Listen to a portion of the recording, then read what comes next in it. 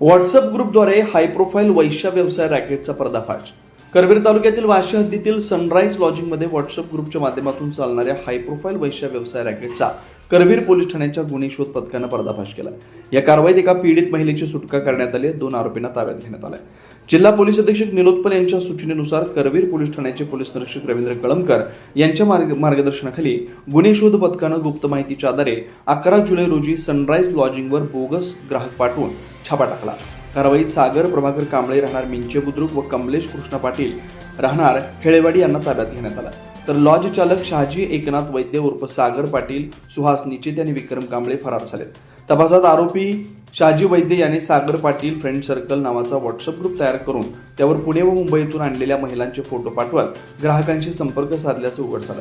ग्राहकांकडून रोख तसेच ऑनलाईन पैसे स्वीकारून लॉजमध्ये वैश्य व्यवसाय चालवला जात असल्याचं निष्पन्न झालं. कारवाई दरम्यान 6,900 रुपये रोख, 4 मोबाईल निरोधाची पाकिटं, 72 निरोध असलेला बॉक्स, रजिस्टर व अन्य साहित्य जप्त करण्यात आलं. या प्रकरणी करवीर पोलीस ठाण्यात गुन्हा क्रमांक 386/26 दाखल करण्यात आला. भारतीय न्यायसंहिता तसेच अनैतिक व्यापार प्रतिबंध अधिनियमाअंतर्गत गुन्हा नोंद करण्यात आला. पुढील तपास पोलीस उपनिरीक्षक सुहास पवार करतात.